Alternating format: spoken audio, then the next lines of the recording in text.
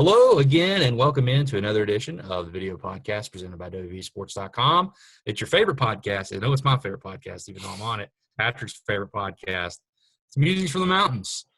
Welcome back. Welcome in. I am Keenan Cummings, managing editor for the site and your host of the show, I guess. Host is my title. I'm co-host and staff writer for the site, Patrick Kotnik. Since last time we spoke, not a lot of really hardcore news, I would say, but some interesting news.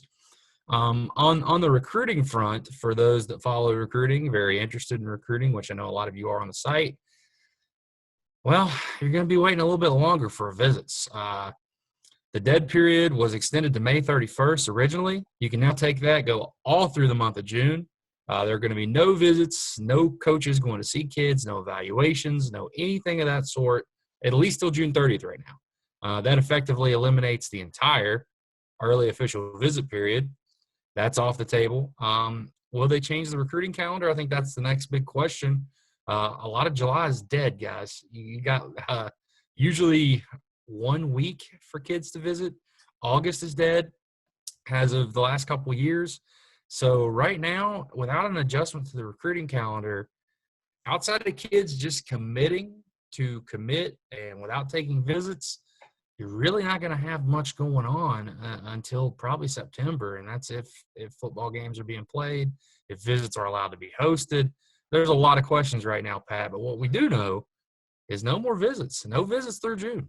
I mean, there are so many unknowns now in recruiting. I mean, we've talked about it before where, now that, recruits can't take visits, you're going to see, we've seen a lot more commitments, take place across the board, West Virginia especially. But yet again, those are guys who have been on campus and stuff. But yet again, then there's the question of, what if the calendars, restructured a little bit, then on-campus visits are eventually allowed and stuff.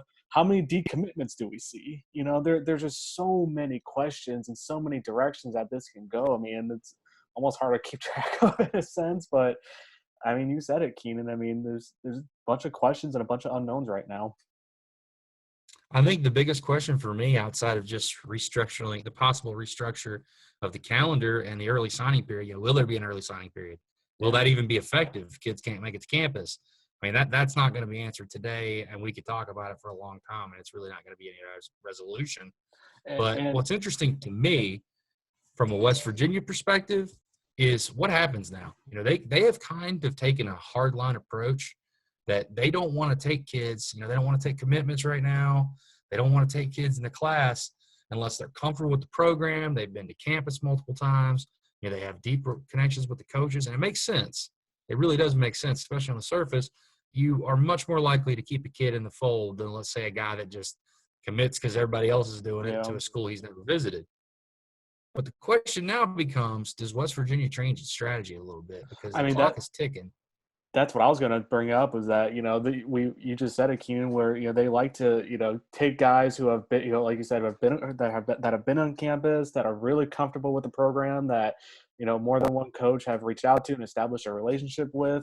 But does this, with everything that's going on, dead period now going on for, through the end of June, does this change their strategy a little bit? Are they going to have to look towards, maybe, creating like a gray area, creating like a loophole somewhere where maybe they do take one or two guys that, haven't visited before? I don't know. I mean, like I said, like if this keeps on happening, the longer that this goes on, they might have to change their strategy. They might have to accept people who haven't been on campus. But I mean, it all remains to be seen. We'll just see. Yeah, that's what Neal said yesterday. He touched on it. He said, I thought it was interesting. It's the first time I've heard him really kind of backtrack on it a little bit. He said, if this keeps going, we might be forced to. And he's right. I mean, right now, if you look at West Virginia's class right now, I know a lot of people out there are freaking out. Some schools have 13, 15 commitments. At 7 commitments right now, West Virginia is ahead of pace from any year of the Rivals era. They have more commitments right now than they've had since 2002 to 2020 at this time, which I think is significant. But a lot of classes are filling up. Spots are going to guys. So I think that'll be one of the more interesting dynamics that's going to play out, especially because they were really banking on getting some of those guys on campus in June. I know camps were canceled, but official visits were a hope. Now those are obviously off the table. So that's going to be something that those that follow recruiting will be tracking pretty closely, I think, here in the coming weeks and And I months, mean, especially with how West Virginia.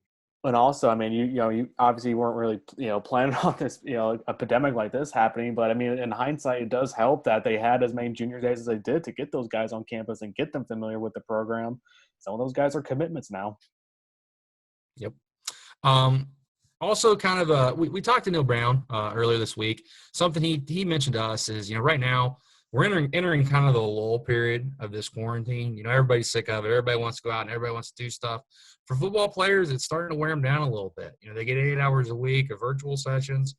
He said there's no way in hell you're going to keep a teenager's attention for 8 hours on strictly football. People are looking for something to be, they're looking forward to something. They want to see when something's going to happen. That would be a date. We don't have one yet, but a date when a return to play could start to happen. That's obviously going to take a lot of work. There's going to be a lot of testing involved, a lot of ins and outs that come with putting everything together. Then you got the conditioning aspect and making sure everybody's healthy.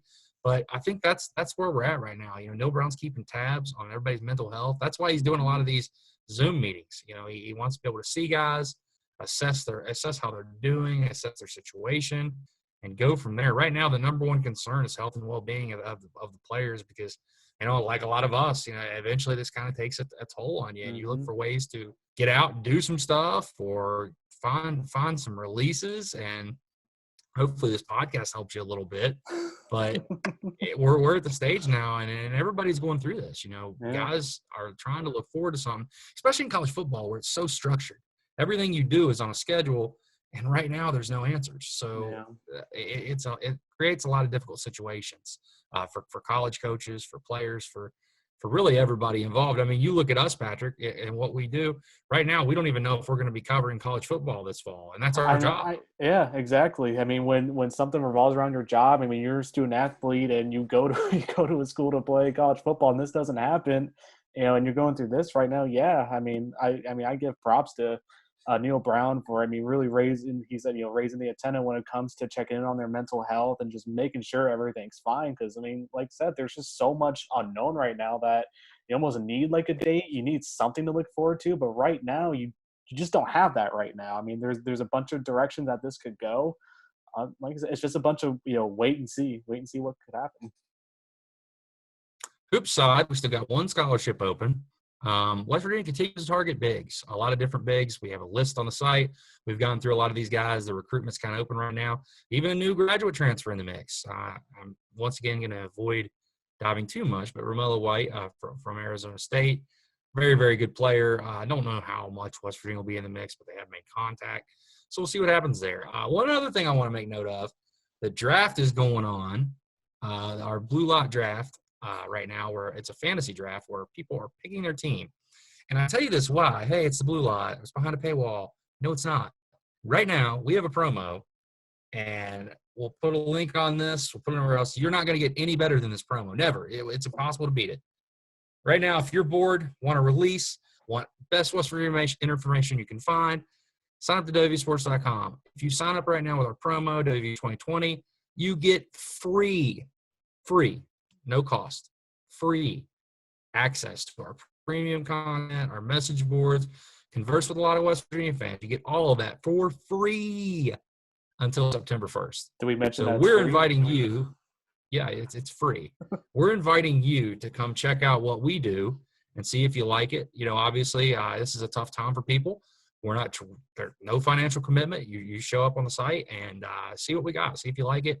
See if you're entertained, see if you're informed. I actually absolutely agree that, I'm going to insist that you probably will be both, but it's worth a shot. But thank you for tuning in again. We'll be back soon. Hopefully we get some positive news on the front on developments with what's happening with COVID-19. I'm tired of writing or saying that sentence. So we'll see what happens here soon. But thanks for tuning in, guys. This has been another edition of Musings from the Mountains.